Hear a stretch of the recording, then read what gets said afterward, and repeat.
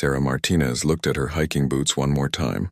She had cleaned them the night before and checked her backpack 3 times. Everything was ready for her weekend trip to the mountains.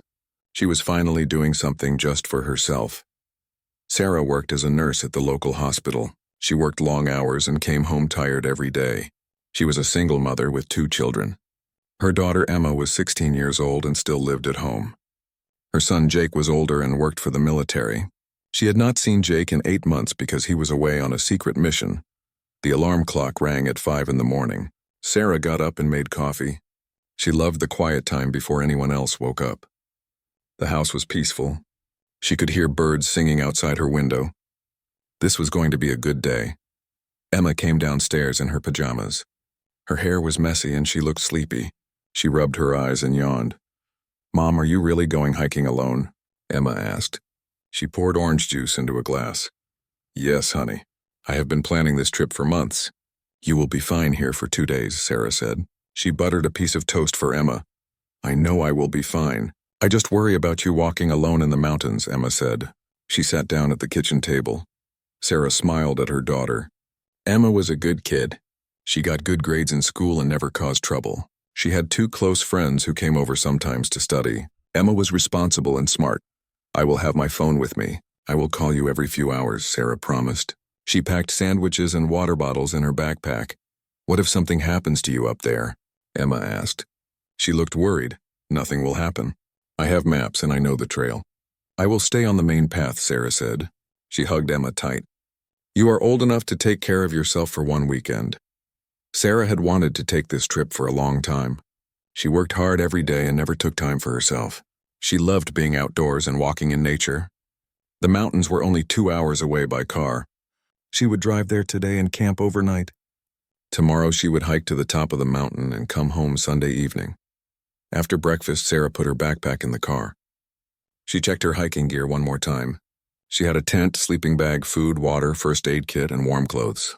She had studied the trail map many times. She knew exactly where she was going. "Be careful, Mom," Emma said. She gave Sarah a big hug. "I will. Remember the rules. No boys in the house.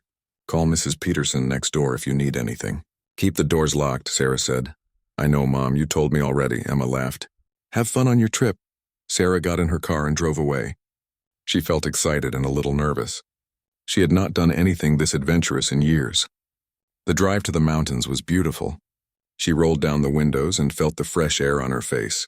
What Sarah did not know was that Jake was on his way home. His mission had ended early, and he wanted to surprise his family. He had been driving for 12 hours straight. He was only 3 hours away from home. Jake had not called or sent any messages. He wanted to see the look on their faces when he walked through the door.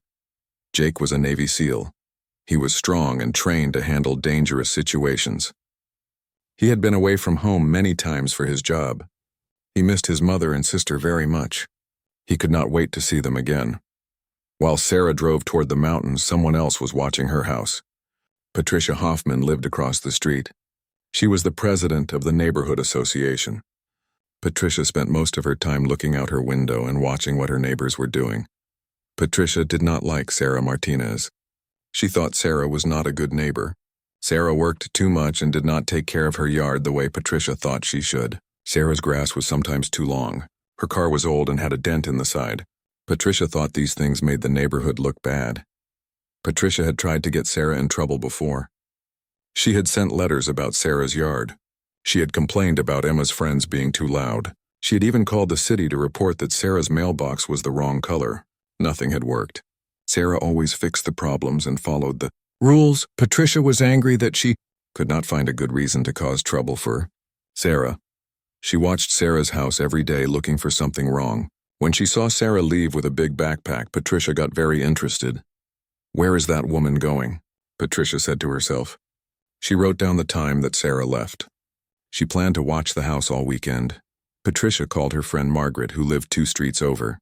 Margaret was also busy watching her neighbors and looking for problems. Sarah Martinez just left with camping gear. She left that teenager alone in the house. Patricia said into the phone. "How long will she be gone?" Margaret asked. "I think the whole weekend. This could be our chance to catch them doing something wrong," Patricia said. Patricia had been waiting for an opportunity like this. She thought if Sarah was not home, maybe Emma would have a party or do something against the neighborhood rules. Then Patricia could report it and get Sarah in trouble with the authorities.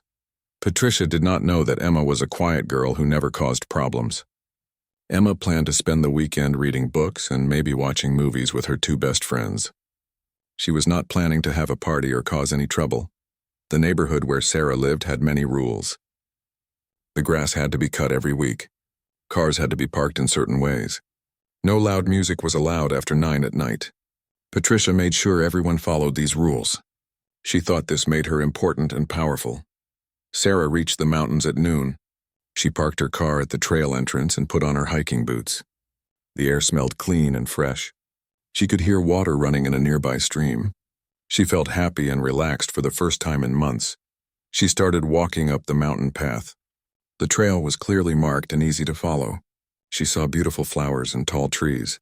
She took pictures with her phone to show Emma later.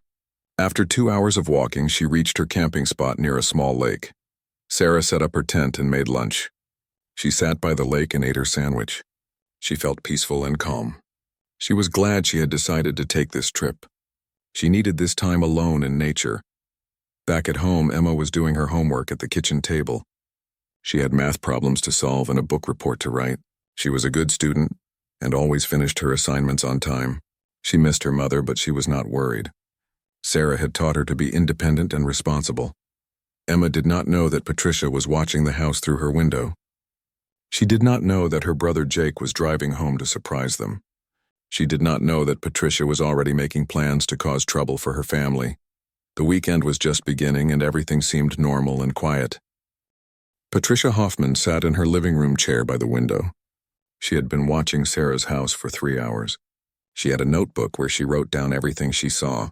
So far, she had written that Emma turned on lights at different times and walked past windows twice.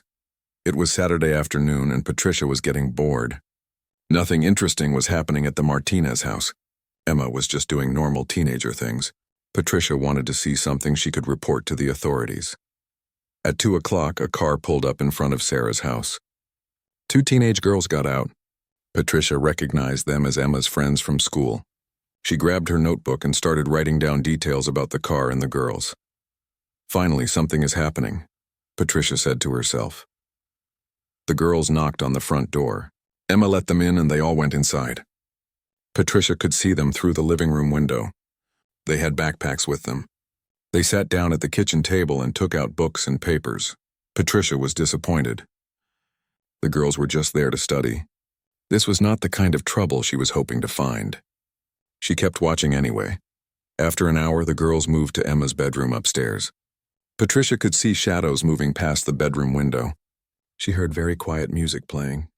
The volume was so low that Patricia had to strain to hear it. Patricia made a decision. She was going to make this into a bigger problem than it really was. She picked up her phone and called the police station.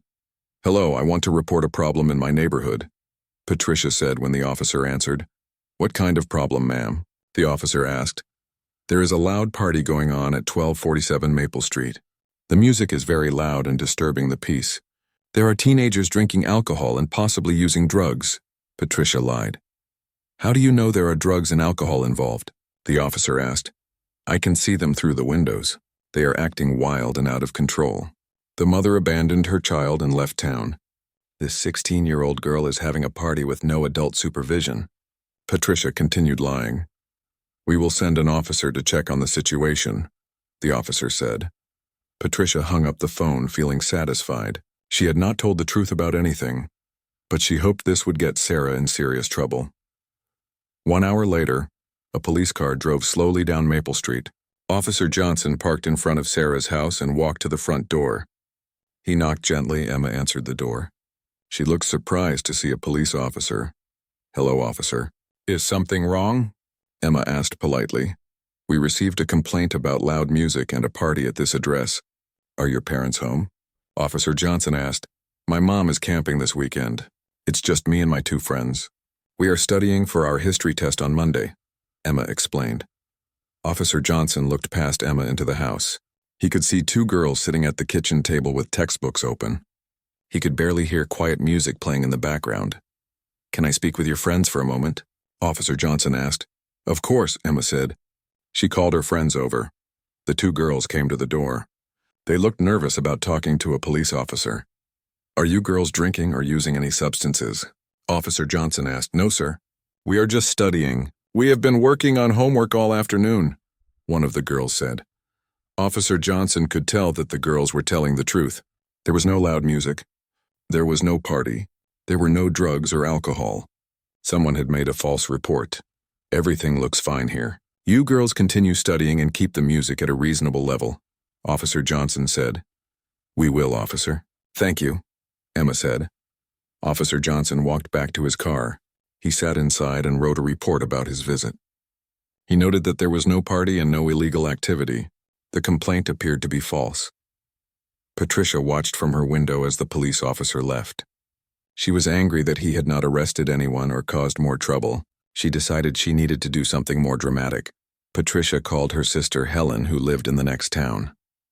"Helen, I need your help with something important," Patricia said. "What do you need?" Helen asked. "There is a problem family in my neighborhood. The mother left her teenage daughter alone for the weekend, and the girl is having parties and causing trouble. The police came, but they did not do enough about it," Patricia explained. "What do you want me to do?" Helen asked. "Can you call the police station and make another complaint? If they get more calls about the same house, they will take it more seriously," Patricia said. Helen agreed to help her sister. She called the police station 30 minutes later. "I want to report a noise complaint at 1247 Maple Street. There are teenagers making noise and disturbing the neighborhood," Helen said. The police officer taking the call noticed this was the second complaint about the same address in 2 hours. Meanwhile, Emma and her friends had no idea that people were making false reports about them. They finished studying their history chapter and decided to make popcorn and watch a movie. "Your mom is so cool for letting you stay home alone," one friend said. "She trusts me to be responsible." "I would never do anything to break that trust," Emma replied. The girls chose a comedy movie and settled on the couch with their popcorn. They kept the volume low because Emma always followed her mother's rules about being considerate of neighbors. Patricia was still watching from her window. She could see the girls sitting quietly and watching television. This made her even more angry, because she could not find any real problems to report. Patricia decided to call her brother-in-law Rick. Rick worked as a security guard and sometimes did private security jobs. He owned uniforms that looked similar to police uniforms, and he had a car that he had painted to look like an unmarked police car for his security business. "Rick, I need you to help me with a neighborhood problem," Patricia said when Rick answered his phone. "What kind of problem?" Rick asked. "There is a family that keeps causing trouble. The police came today, but they did not do enough. I need someone with more authority to handle the situation properly," Patricia explained. Rick owed Patricia money from when she had loaned him cash during his divorce last year.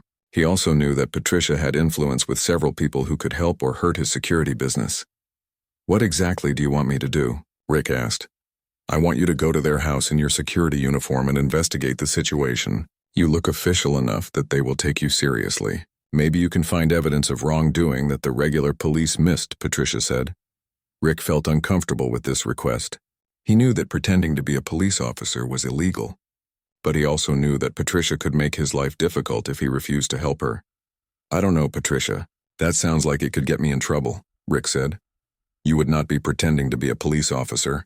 You would just be doing a security check as a concerned citizen. You have every right to ask questions and investigate problems in the neighborhood," Patricia said convincingly. Patricia was good at making her bad ideas sound reasonable. She had convinced many people to do things they later regretted. "I suppose I could drive by and take a look," Rick said slowly. "That's all I'm asking. Just check out the situation and see if there is anything suspicious going on," Patricia said. Rick agreed to help Patricia. He planned to drive by Sarah's house later that evening and see what was happening. He did not plan to pretend to be a police officer, but Patricia had other ideas. After Rick hung up the phone, Patricia smiled to herself. She had a new plan to cause trouble for the Martinez family. She was determined to find a way to get Sarah in serious trouble with the authorities. Emma and her friends finished their movie and decided to order pizza for dinner. They called the local pizza place and ordered a medium pizza with cheese and pepperoni. Emma used her own money that she had earned from babysitting jobs. The pizza delivery man arrived at 7 o'clock. Emma tipped him with her own money, and the girls ate dinner while talking about their plans for next week. They were all good students who cared about their grades and their futures. None of them knew that Patricia was planning to send a fake security officer to their house. None of them knew that their quiet study session and movie night would soon become much more complicated. The sun was setting and Patricia was still watching from her window, waiting for Rick to arrive and help her cause more trouble for the innocent girls. Rick Wilson sat in his apartment looking at his security guard uniform hanging in the closet. He had been thinking about Patricia's request all afternoon. He knew what she was asking him to do was wrong, but he felt trapped. Patricia had loaned him $3,000 when his ex-wife was demanding more money during their divorce. He still owed her most of that money. Patricia also knew several people who hired private security guards for events and businesses. If she spoke badly about his work, he could lose important jobs. Rick had worked as a security guard for 5 years. He took pride in his job and tried to be honest and professional. He had never pretended to be a police officer before. The idea made him nervous and scared. His phone rang at 6 o'clock. It was Patricia calling again. "Rick, have you driven by that house yet?" Patricia asked. "Not yet. I was planning to go later tonight," Rick said. "I think you should go now while it's still light outside. I saw pizza being delivered there an hour ago. These girls are having a party and ordering food." "This proves they are out of control," Patricia said. Rick knew that ordering pizza was not proof of anything wrong. Teenagers ate pizza all the time. But Patricia made everything sound urgent and serious. "Patricia, I'm not sure about this. What if someone recognizes me? What if they call the real police?" Rick asked. "They won't call the police because they will think you are the police. You have official-looking uniforms and your car looks like an unmarked police car. Just tell them you are investigating a complaint and ask them some questions," Patricia said. Patricia had been planning this more carefully than Rick realized. She had been watching true crime shows on television and reading about police procedures online. She thought she knew how to make Rick's visit look official and believable. "What kind of questions should I ask them?" Rick asked. "Ask them where their parents are. Ask them about the noise complaints. Ask to see inside the house to check for evidence of drinking or drugs. Take some pictures with your phone so we have proof of whatever they are doing wrong," Patricia instructed. Rick felt sick to his stomach. Patricia was asking him to lie to children and search their house under false pretenses. This was much worse than just driving by to look at the situation. "Patricia, I can't search someone's house. That's illegal." "I could go to jail for that," Rick said. "You won't go to jail. You are helping to solve a neighborhood problem. These people have been causing trouble for months. Someone needs to hold them accountable," Patricia said. Patricia was getting better at lying each time she told her story. Now she was claiming that Sarah and Emma had been causing trouble for months, which was completely false. "What if they ask to see my badge or my identification?" Rick asked. "You have your security guard license and identification. That's official enough. Most people don't know the difference between different types of law enforcement," Patricia said. This was another lie. Patricia knew that Rick was not a law enforcement officer and had no authority to search anyone's house or investigate complaints. But she was counting on Rick being too worried about the money he owed her to think clearly. Rick looked at his uniform again. It was dark blue with patches that said security on the sleeves. He had bought it from a uniform supply company when he started his security business. It looked professional, but it was clearly marked as security, not police. Patricia had another idea. She knew that Rick had some old uniform shirts that did not have security patches on them. She had seen him wear them when he worked special events. "Rick, do you still have those plain uniform shirts you wore when you worked at the bank?" Patricia asked. "Yes, I have a couple of them." "Why?" Rick asked. "Those would look more official. People might not notice that you're not exactly a police officer if you wear the plain shirt," Patricia suggested. Now Patricia was directly asking Rick to dress in a way that would make people think he was a police officer. This was clearly illegal and Rick knew it. "Patricia, I can't pretend to be a cop. That's a serious crime. I could lose my security license and go to prison," Rick said. "You're not pretending to be a cop. You're just asking questions as a concerned citizen. If people assume you're a cop, that's their mistake, not yours," Patricia said. Patricia was very good at making illegal things sound reasonable. She had convinced Rick that he would not be breaking the law because he would not directly say he was a police officer. Rick was confused and scared. He did not want to lose his job or go to jail, But he also did not want Patricia to ruin his reputation or demand that he pay back all the money immediately. "What exactly do you want me to say to these girls?" Rick asked. "Tell them you received complaints about noise and suspicious activity. Tell them you need to verify that everything is okay. Ask them where their parents are and when they will be back. Ask to look around the house to make sure there are no safety problems," Patricia said.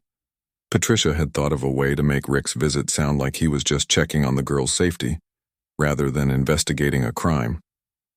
She hoped this would make Rick feel better about the plan. Rick decided he would drive by the house and see what was happening. He told himself that he would only ask a few questions and would not pretend to be anyone he was not. He did not realize that Patricia had already set up a situation that would be very difficult for him to control. Rick put on his plain blue uniform shirt and black pants. He looked in the mirror and had to admit that he looked like he could be a police officer. He felt guilty about this but convinced himself that he was not planning to lie to anyone. Rick's car was white with tinted windows. He had installed a spotlight on the driver's side and had magnetic signs that said security that he could put on the doors. For this trip, he decided not to use the magnetic signs. Without the signs, his car looked like it could be an unmarked police car. At 7:30, Rick drove to Maple Street. He parked across the street from Sarah's house and sat in his car for a few minutes watching.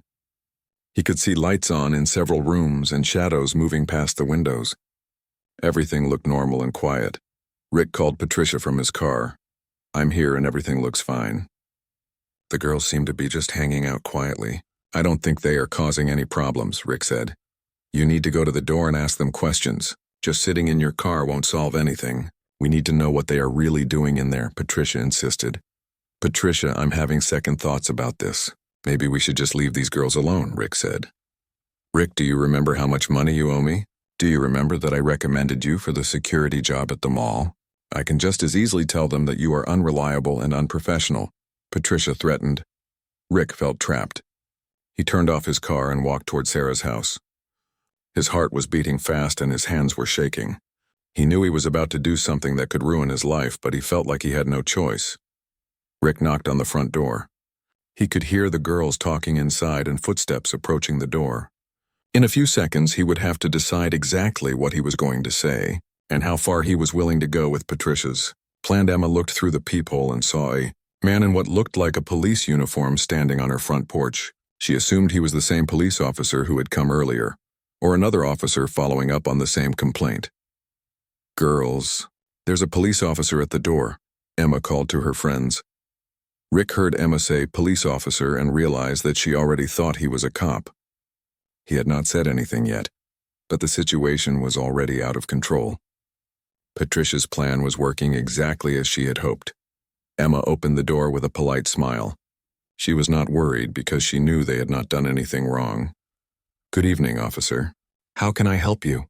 Emma asked.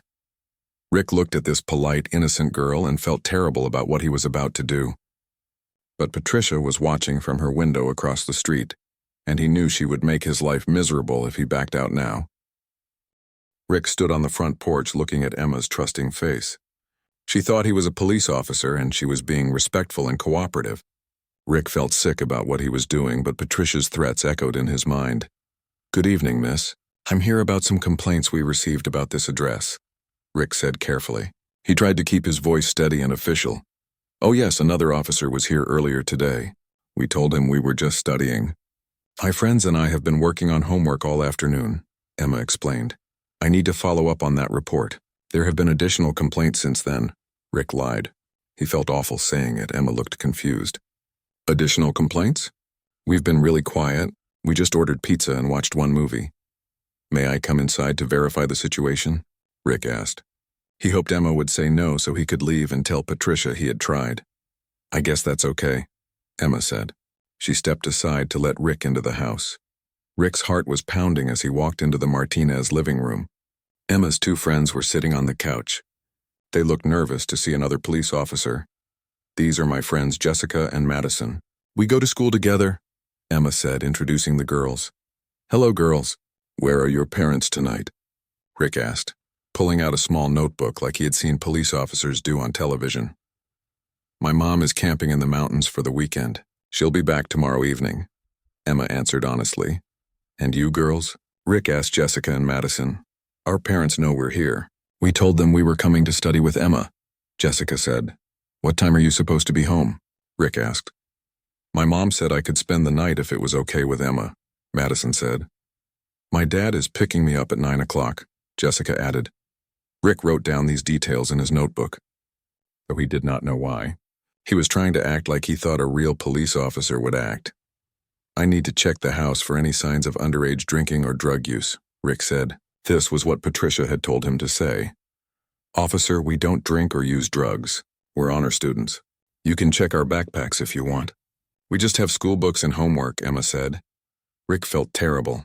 These were clearly good kids who were not causing any trouble. But he had come this far and Patricia was probably still watching from her window. I need to see the areas where you've been spending time tonight, Rick said.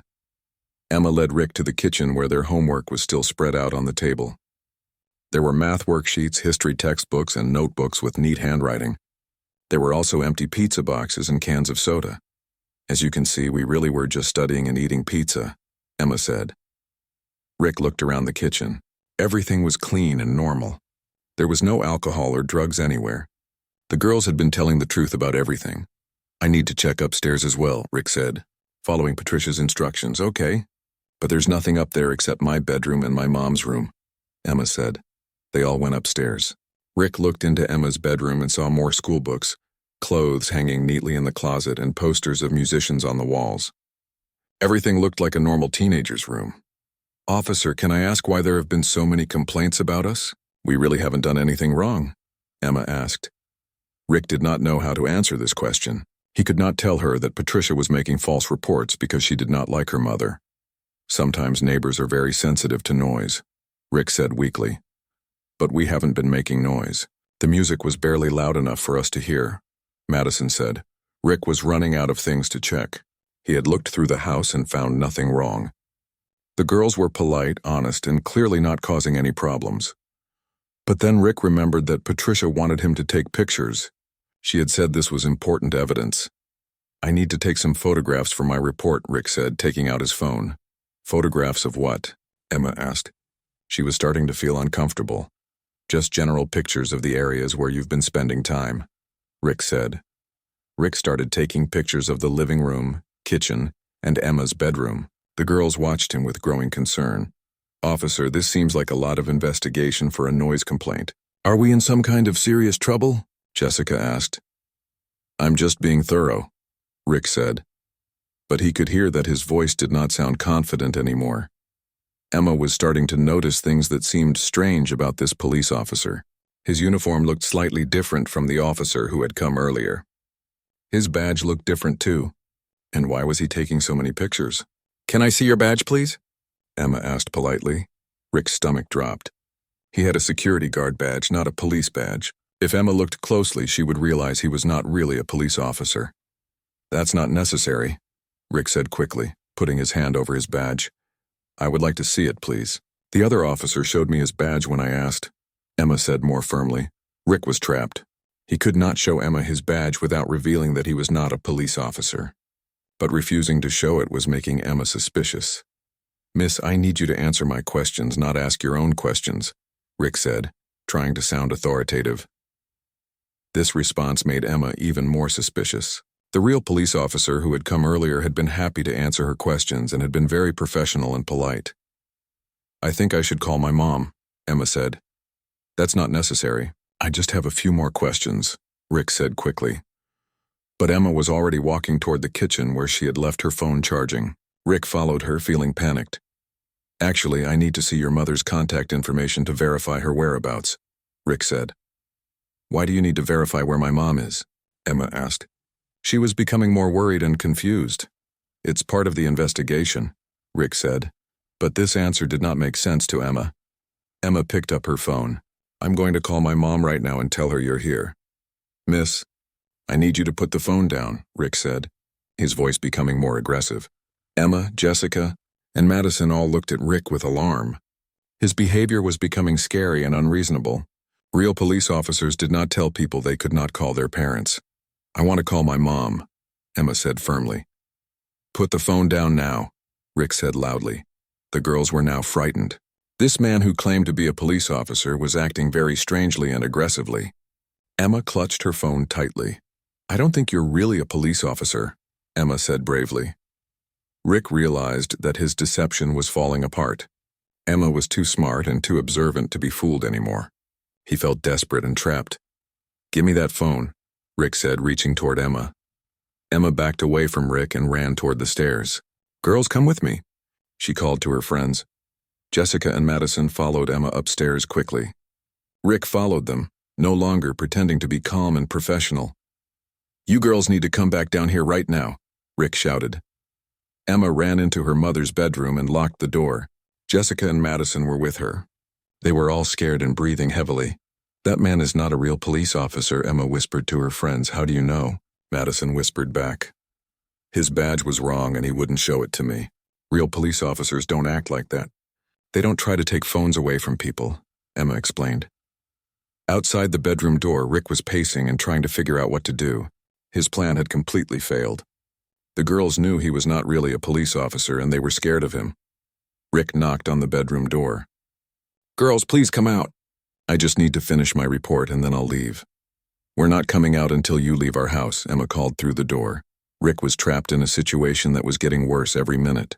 He knew he should leave immediately, but he was afraid of what Patricia would do to him if he failed to complete her plan. I'm calling my dad, Jessica said, pulling out her own phone. Rick heard Jessica say she was calling someone and panicked. If the girls called their parents or the real police, Rick would be arrested for impersonating an officer and breaking into their house. Don't make any phone calls, Rick yelled, banging on the door. The girls inside the room were now genuinely terrified. This man was becoming violent and threatening. Emma made a decision that would change everything. She called her friend Marcus, whose older brother was studying criminal justice at college. Marcus lived just 2 streets away and his brother would know what to do about a fake police officer. Jake Martinez had been driving for 14 hours straight. His eyes were tired, but he was too excited to stop for a real break. He had only stopped for gas and coffee during his long drive home from his military base. Jake was a Navy SEAL, trained for the most dangerous missions in the world. He was strong, disciplined, and always alert to his surroundings.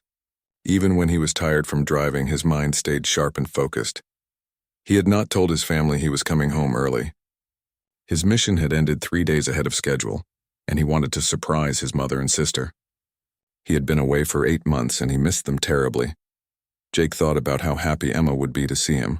She was his little sister and he was very protective of her. Even though Emma was 16 and very responsible, Jake still worried about her when he was away. As Jake drove through his hometown, everything looked familiar and peaceful. He smiled when he saw the high school where Emma was a student. He drove past the hospital where his mother worked as a nurse. Soon he would see both of them and their family would be together again. Jake pulled into his neighborhood at 8:15 in the evening. He planned to park in the driveway and walk through the front door to surprise them. He imagined the looks on their faces when they realized he was home, but as Jake turned onto Maple Street, he noticed something that made his training instincts kick in. There was a white car parked across the street from his house that looked like an unmarked police car. The car had tinted windows and a spotlight on the driver's side. Jake slowed down and looked more carefully at his house. There were lights on in several rooms, which was normal, but something felt wrong. His military training had taught him to trust his instincts when something seemed out of place. Jake parked his car 2 houses away from his own house. He wanted to observe the situation before he went inside. He had learned to be cautious and to gather information before acting. From his car, Jake could see a woman standing at a window in the house across the street. She was watching his house very intently. This seemed strange and suspicious to Jake. Jake got out of his car quietly and walked toward his house, staying in the shadows. He had his keys ready, but he decided to check the situation more carefully first. As Jake got closer to his house, he could hear voices inside. He recognized Emma's voice, but he also heard a man's voice that he did not recognize. The man sounded agitated and angry. Jake's training told him that something was definitely wrong. Emma was supposed to be alone for the weekend or possibly with her 2 close friends. There should not be an angry man in the house. Jake walked around to the back of the house where there was a door that led into the kitchen. He had a key to this door and he knew it would be quieter to enter this way. As Jake unlocked the back door, he could hear the man's voice more clearly. The man was upstairs and he sounded like he was trying to force Emma to do something she did not want to do. "You girls need to come out of that room right now." Jake heard the man shout. Jake's protective instincts took over completely. Someone was threatening his little sister and she was scared. Jake moved through the kitchen silently, using the stealth skills he had learned in the military. Jake could hear Emma's voice from upstairs. She sounded frightened, but she was trying to be brave. "We're not coming out until you leave our house," Emma called through what sounded like a closed door. Jake realized that Emma and her friends had locked themselves in a room to get away from this man. This was a dangerous situation and Jake needed to act quickly and carefully. Jake moved to the bottom of the stairs and listened. He could hear the man pacing in the hallway upstairs. The man was getting more agitated and aggressive. "Don't make any phone calls," the man yelled, and Jake heard him bang on a door. Jake's military training had prepared him for exactly this type of situation. He needed to assess the threat, plan his approach, and neutralize the danger to protect innocent people. Jake quietly climbed the stairs, staying close to the wall to avoid making noise. He could see the man at the end of the hallway. The man was wearing what looked like a police uniform, but something about him seemed wrong. Jake studied the man carefully. His uniform did not look quite right. His posture and behavior did not match that of a trained police officer. Jake suspected this man was impersonating a police officer. The man was standing outside what Jake recognized as his mother's bedroom door. He was demanding that Emma and her friends come out. Jake could tell that the girls were scared and hiding from this man. Jake made a decision. He would reveal himself and confront this fake officer. But first he wanted to get the man away from the bedroom door so the girls would be safer. Jake deliberately made noise in the kitchen downstairs by opening and closing a cabinet door. He wanted the man to hear him and come downstairs to investigate. The noise worked exactly as Jake had planned. Rick heard the sound from downstairs and stopped banging on the bedroom door. "Who's down there?" Rick called out loudly. Jake did not answer. He positioned himself at the bottom of the stairs where he would have the advantage when the man came down to investigate. Rick was confused and scared. He thought the girls were all locked in the bedroom upstairs. Who else could be in the house? Had someone else come home unexpectedly? Rick walked to the top of the stairs and looked down. He could see a shadow moving in the kitchen. "This is a police officer." "Identify yourself," Rick called out, trying to sound authoritative. Jake almost smiled at this obvious fake. Real police officers did not announce themselves that way when investigating a noise in a house they were already authorized to be in. "Come down here," Jake called back calmly. Rick was now very nervous. His fake investigation had become complicated and dangerous, but he felt like he had to maintain his authority or everything would fall apart. Rick walked down the stairs slowly, trying to see who was in the kitchen. As he reached the bottom of the stairs, he saw a man standing in the shadows. "This is Officer Wilson. I need to see your identification," Rick said, hoping to intimidate this unknown person. Jake stepped out of the shadows and Rick could see him clearly for the first time. Jake was tall, muscular, and had the confident posture of someone who was not afraid of confrontation. "I live here," Jake said simply. "And you're not a police officer." Rick's heart started racing. This man seemed very calm and confident, which made Rick feel more nervous and scared. "Sir, I am conducting an official investigation. I need you to step aside," Rick said, but his voice was shaking now. "Show me your badge and identification," Jake said calmly. This was exactly what Rick had been afraid of. Jake spoke with authority and confidence that Rick could not match. Jake's military bearing was obvious to anyone who looked at him. "Sir, I don't have to show you anything. You need to leave this house immediately," Rick said, trying to regain control. "Actually, you need to leave this house immediately," Jake replied. "But first I want to see your credentials." Rick realized he was in serious trouble. This man was not intimidated by Rick's fake uniform or aggressive behavior. In fact, this man seemed like someone who might be more dangerous than Rick had expected. Rick decided to try a different approach. He would claim there was an emergency and he needed to leave right away. "Sir, I've received a radio call about an emergency. I need to respond immediately," Rick said, moving toward the front door. But Jake stepped sideways and blocked Rick's path to the door. You didn't receive any radio call because you don't have a radio, Jake observed calmly. Jake was right. Rick had forgotten that real police officers carried radios and other equipment that he did not have. Rick was now trapped in the house with a man who clearly knew he was not really a police officer. Rick felt desperate and panicked. "Get out of my way," Rick said aggressively, moving toward Jake. This was exactly the wrong thing to do.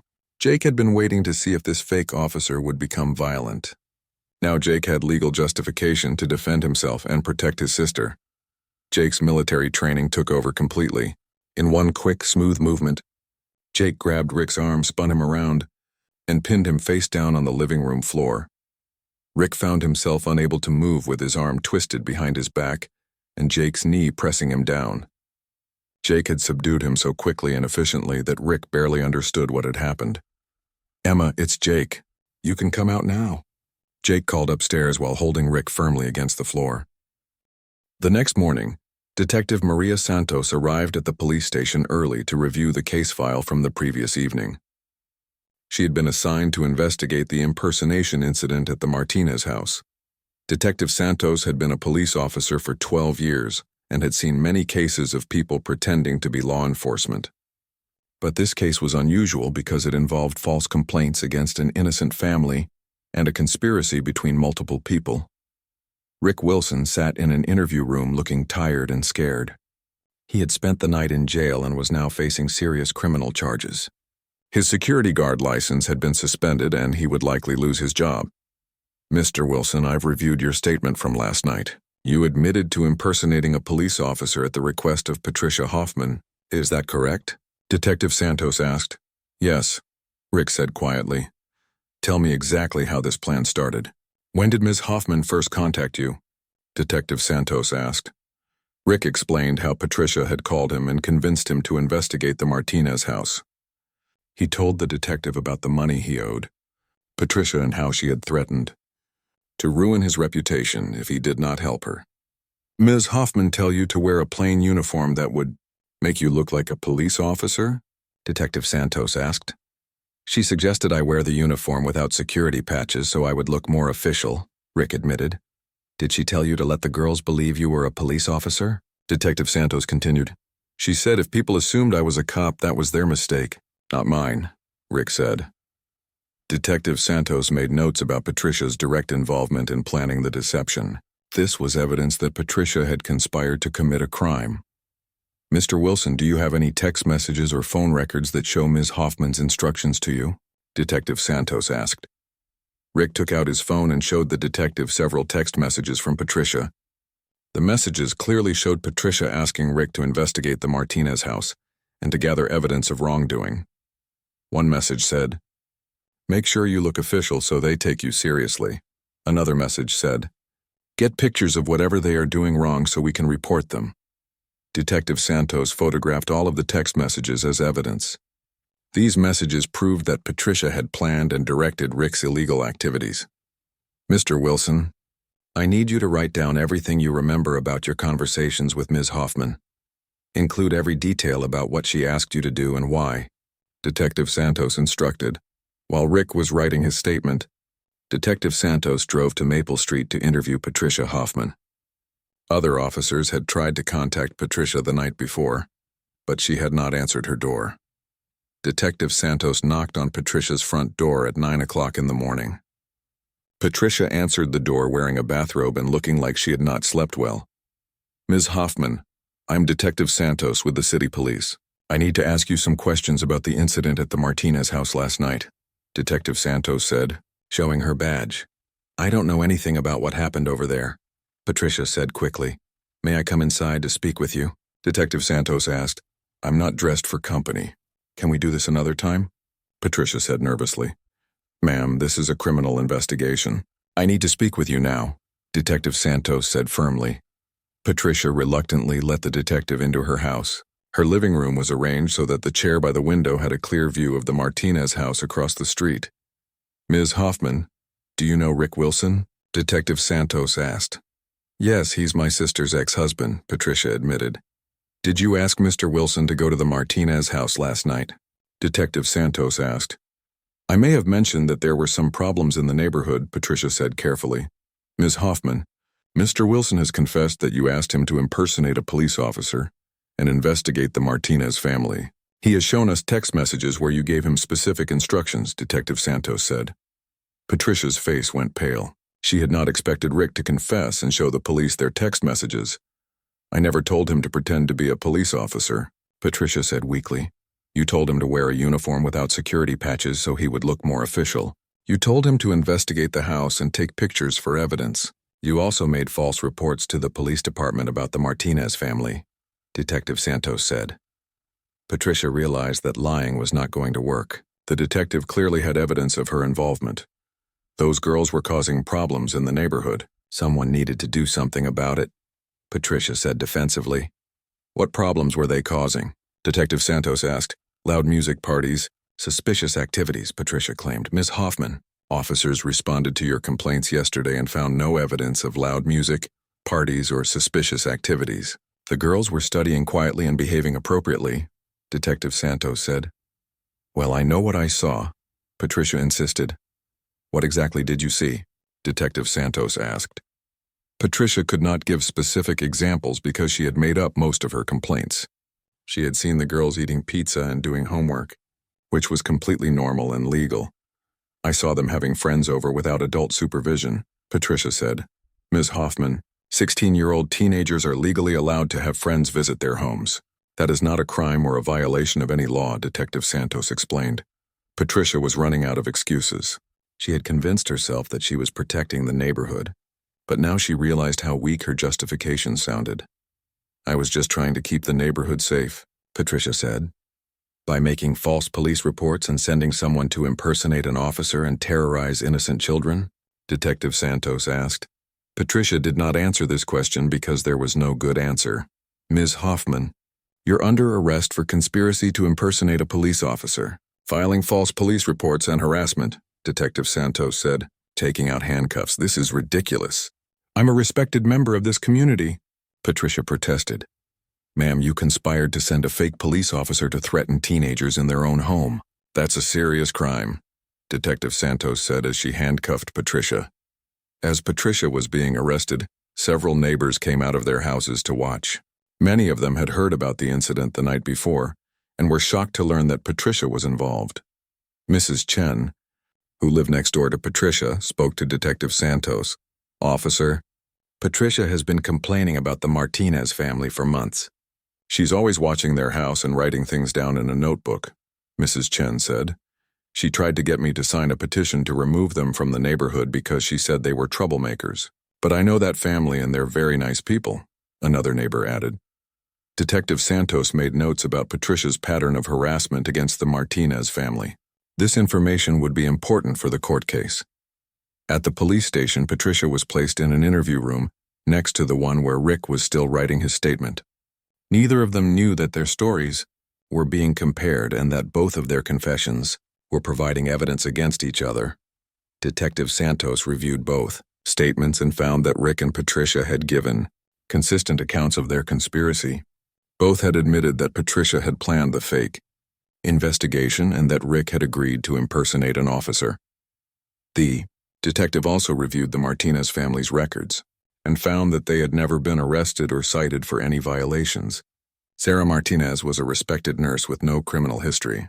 Emma Martinez was an honor student with no disciplinary problems at school. In contrast, Patricia Hoffman had made 17 complaints to various city departments about her neighbors in the past 2 years. Most of these complaints had been investigated and found to be false or exaggerated. Detective Santos also discovered that Patricia had been removed from 2 volunteer positions in the past year because of conflicts with other volunteers. There was a pattern of Patricia trying to control and harass people who did not meet her standards. By noon, both Rick and Patricia had been formally charged with multiple crimes. Rick was charged with impersonation of a police officer, criminal trespassing, intimidation, and conspiracy. Patricia was charged with conspiracy, filing false reports, and harassment.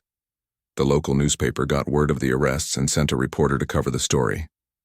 The headline would read, HOA president arrested for sending fake cop to harass Navy. Seal's family, Jake, Martinez spoke to the reporter and explained how he had returned from military service just in time to protect his sister from the fake officer. These people targeted my family because they thought we were vulnerable. They didn't know that I was coming home that night, Jake said. My sister and her friends did nothing wrong. They were studying quietly and eating pizza. No one should have to deal with this kind of harassment, Jake added.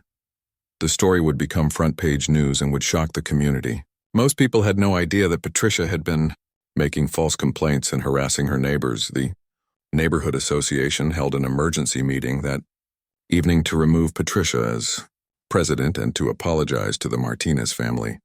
The association also voted to change their rules to prevent this kind of abuse of power in the future.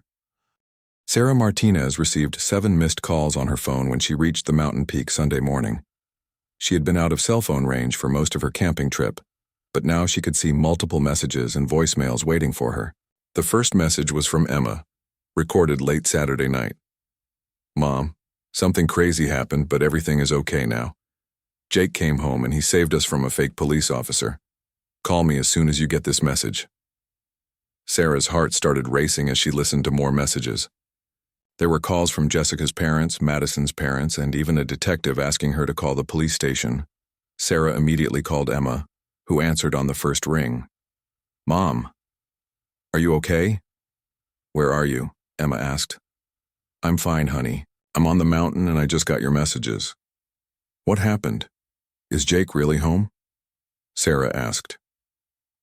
Emma explained everything that had happened since Sarah left on Friday morning. She told her about Patricia's false complaints, Rick's fake investigation, and how Jake had arrived just in time to protect them. Emma, are you hurt? Are you safe? Sarah asked, feeling terrible that she had not been there to protect her daughter. I'm completely fine, Mom. Jake made sure we were safe. The police arrested the fake officer and they're going to arrest Patricia too, Emma said. I'm coming home right now. I'll be there in 3 hours, Sarah said. Sarah packed her camping gear as quickly as possible and hiked back down the mountain to her car. She drove home faster than she had ever driven before. When Sarah pulled into her driveway Sunday afternoon, she saw Jake sitting on the front porch with Emma. She ran to them and hugged them both tightly. I'm so sorry I wasn't here when you needed me, Sarah said, crying with relief and guilt. Mom, there's nothing you could have done. Nobody expected this to happen. I'm just grateful that Jake came home when he did, Emma said. How did you know to come home early? Sarah asked Jake. My mission ended ahead of schedule and I wanted to surprise you both. I had no idea you were camping or that Emma would need help, Jake said. It was like a miracle. Jake showed up at exactly the right moment, Emma added. Detective Santos arrived at the Martinez house that afternoon to interview Sarah and give her an update on the case. Mrs. Martinez, I want you to know that both Patricia Hoffman and Rick Wilson have been arrested and charged with multiple crimes. We have evidence that Ms. Hoffman has been harassing your family for months, Detective Santos said. I knew Patricia didn't like us, but I never imagined she would do something this extreme, Sarah said. We found records showing that she made 17 false complaints about you and other neighbors. She appears to have a pattern of trying to control and intimidate people, Detective Santos explained. What kind of charges are they facing? Sarah asked. Mr. Wilson is charged with impersonation of a police officer, criminal trespassing, intimidation, and conspiracy. Ms. Hoffman is charged with conspiracy, filing false reports, and harassment.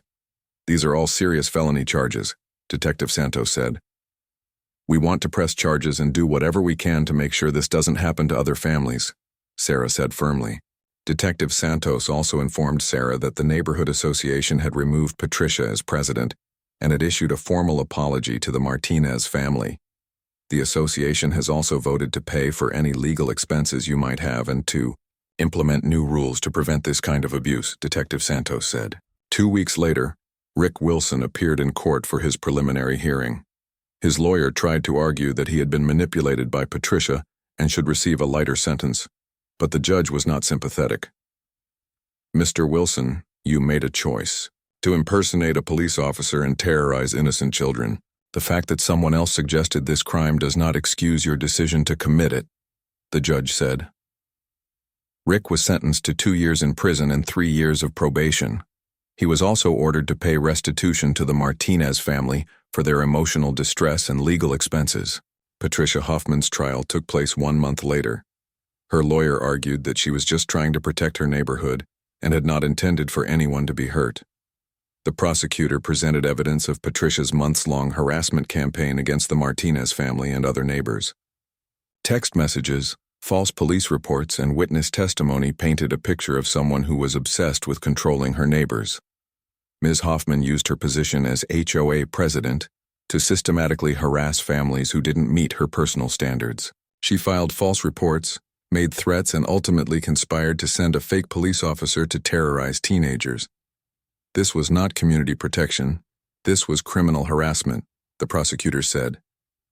Jake testified at Patricia's trial about the night he came home and found Rick threatening his sister. Emma also testified about how scared she and her friends had been. We thought he was a real police officer at first, so we tried to cooperate. But when he started acting strange and aggressive, we realized something was wrong. We were trapped in our own home by someone who was supposed to protect us, Emma said.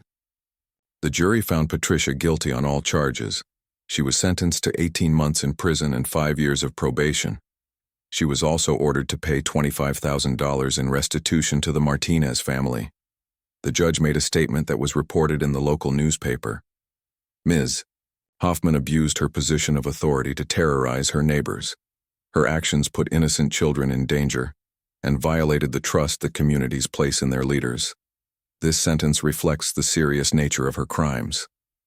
The Martinez family used the restitution money to move to a new neighborhood, where they found genuine community support. Their new neighbors welcomed them warmly and appreciated Sarah's work as a nurse and Emma's achievements as a student. Jake was able to extend his leave from the Navy to help his family settle into their new home. He was proud of how Emma had handled the crisis and how she had protected herself and her friends. You were brave and smart that night, Jake told Emma. You recognized that something was wrong and you took action to keep yourself safe. I learned that from watching you and Mom. You both taught me to be strong and to stand up for what's right, Emma replied. Sarah was able to return to her work at the hospital knowing that her family was safe and that justice had been served. Her co-workers were amazed by the story and proud of how Jake had protected his family. The story became well known in their town and was picked up by national news outlets. Many people were shocked to learn that HOA presidents could abuse their power in such dangerous ways. The incident led to changes in state law requiring better oversight of neighborhood associations and stronger penalties for filing false police reports. Jake's commanding officers commended him for his professional handling of the situation. You used your training to protect civilians and apprehend a criminal without using excessive force. You represented the Navy with honor, his commanding officer said. Emma went on to graduate as valedictorian of her high school class. In her graduation speech, she talked about the importance of standing up to bullies and protecting vulnerable people. Sometimes bad things happen to good people for no reason at all. But when we have family, friends, and community members who stand up for what's right, justice can prevail, Emma said. Patricia Hoffman served her full sentence in prison and was released on probation. She was prohibited from holding any leadership positions in community organizations and was required to complete anger management and mental health counseling. Rick Wilson lost his security license permanently and had difficulty finding work after his release from prison. He eventually moved to another state to start over. The Martinez family's ordeal brought them closer together and showed them the importance of community support. They learned that there are people who will try to harm others for no good reason, but there are also people who will stand up to protect the innocent. Sarah never went camping alone again, but not because she was afraid. Instead, she started taking Emma and Jake on family camping trips whenever Jake was home from his military duties. The three of them would hike together in the mountains, cook meals over campfires, and tell stories under the stars. These trips became precious family time that helped heal the trauma of that frightening weekend. Jake made sure to teach Emma basic self-defense skills and how to recognize when someone was not who they claimed to be. Trust your instincts, he told her. If something feels wrong, it probably is wrong. Emma used her experience to help other teenagers learn about safety and standing up to bullies. She started a peer counseling program at her school to help students who were being harassed or intimidated. The Martinez family story became an example of how ordinary people can overcome extraordinary challenges when they stick together and refuse to be victims. Their experience showed that justice is possible when good people are willing to stand up for what is right. Years later, Emma would become a lawyer specializing in helping families who were being harassed by abusive neighbors or community leaders. She often thought about that scary night when her brother came home just in time to save her. Sometimes, the worst experiences in our lives lead us to our true purpose, Emma would tell her clients. What happened to my family was terrible, but it taught me to fight for justice and protect people who can't protect themselves. Emma heard her brother's voice from downstairs and could hardly believe it. Jake was supposed to be thousands of miles away on a military mission. She thought she might be imagining his voice because she was so scared and stressed. "Jake, is that really you?" Emma called through the bedroom door. "Yes, it's really me. Are you okay? Are Jessica and Madison with you?" Jake called back while keeping Rick pinned firmly to the living room floor. "We're all okay, but there's a man here pretending to be a police officer. He was acting really scary and we had to lock ourselves in Mom's room," Emma explained. "I know. I have him restrained down here. You can come out now," Jake said calmly. Emma unlocked the bedroom door and ran downstairs with Jessica and Madison following closely behind her. When they reached the living room, they saw Jake kneeling on the floor holding down a man in a police uniform. "Jake," Emma cried and ran to hug her brother. "I'm so glad you're safe," Jake said, hugging Emma with one arm while keeping Rick secured with the other. "Are you girls hurt? Did this man touch any of you or threaten you?" "He didn't hurt us physically, but he was acting really strange. He said he was investigating complaints about us, but we haven't done anything wrong. He wanted to search the house and take pictures, and when I asked to see his badge, he got angry and aggressive," Emma explained quickly. Jake looked down at Rick, who was breathing heavily and seemed to be in shock. "What's your real name?" Jake asked Rick firmly. "Rick Wilson." Rick answered in a muffled voice because his face was pressed against the floor. "Are you a police officer, Rick Wilson?" Jake asked. "No," Rick admitted quietly. "Are you a security guard?" Jake continued. "Yes," Rick said. "Who sent you here and why?" Jake asked. Rick did not want to answer this question because it would get Patricia in serious trouble. But Jake's grip on his arm was very uncomfortable and Rick was scared. "I was asked to check on some complaints about this house," Rick said vaguely. "Asked by who?" Jake pressed. Rick remained silent. Jake increased the pressure on Rick's arm slightly. "Patricia Hoffman. She lives across the street," Rick said quickly. Jake looked toward the front window and could see a woman standing at a window in the house across the street. She appeared to be watching what was happening. "Emma, I need you to call 911 and ask for police officers to come here immediately. Tell them we have detained someone who was impersonating a police officer," Jake instructed. Emma picked up the phone and dialed 911. When the operator answered, Emma spoke clearly and calmly. "Hello, we need police officers to come to our house at 1247 Maple Street. A man came to our house pretending to be a police officer and threatening us. My brother is a Navy SEAL and he has the man restrained," Emma said. "Are you in immediate danger?" the operator asked. "No, we're safe now.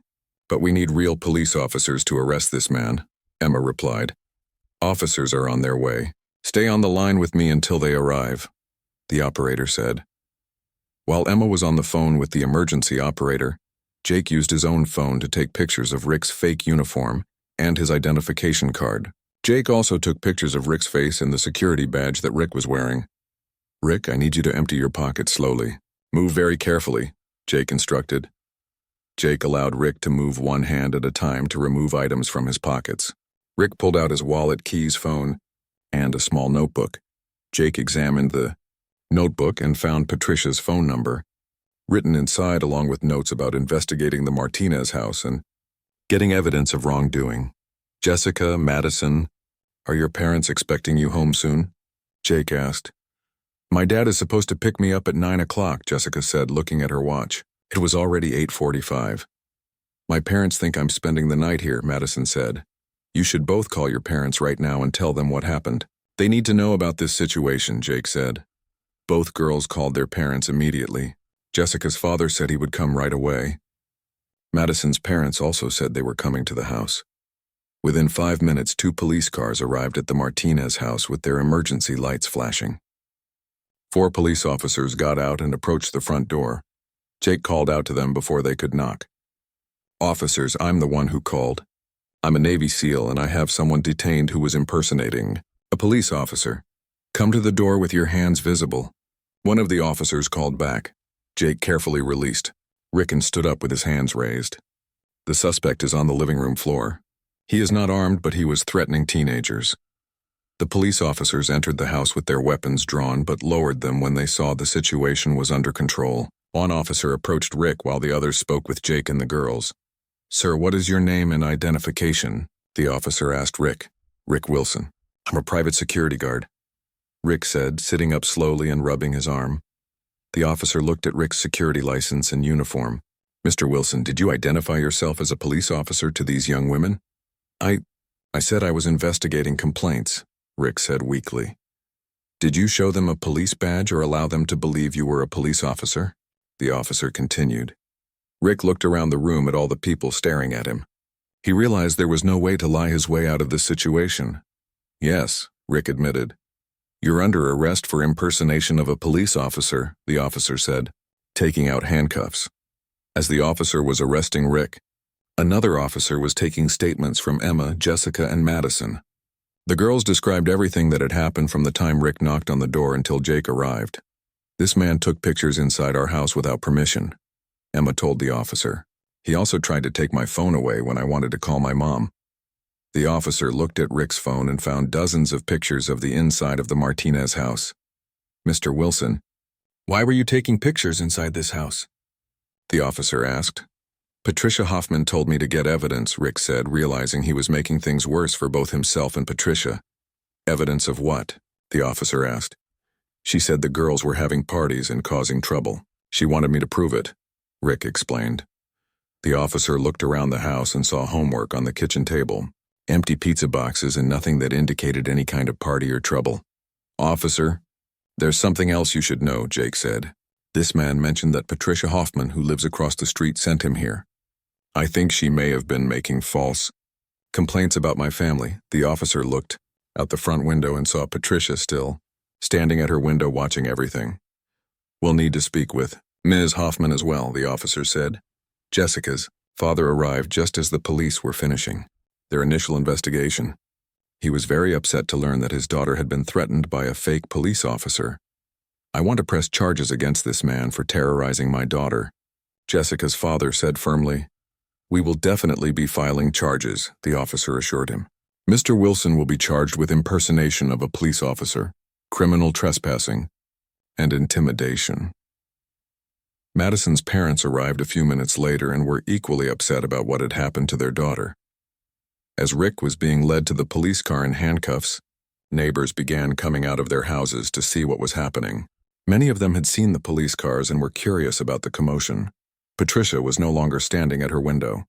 She had realized that Rick had been arrested and that the police would probably want to talk to her next. "Officer, I think you should know that my mother has been having problems with Patricia Hoffman for months. She's been making complaints about us and trying to get us in trouble with the neighborhood association," Emma told the police officer. "Where is your mother now?" the officer asked. "She's camping in the mountains for the weekend. She'll be back tomorrow evening," Emma said. "We'll need to speak with her when she returns. In the meantime, we'll be investigating Ms. Hoffman's role in this incident," the officer said.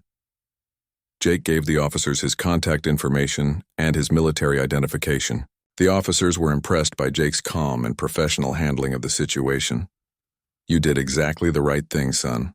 You protected your sister and detained a dangerous individual without using excessive force," one of the officers told Jake. As the police cars drove away with Rick in custody, Jake and Emma sat on their front porch talking about everything that had happened.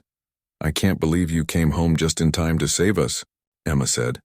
"I can't believe someone was threatening my little sister while I was driving home to surprise you," Jake replied, putting his arm around Emma's shoulders. Neither of them knew that Patricia was in her house across the street, frantically trying to figure out how to avoid being arrested herself.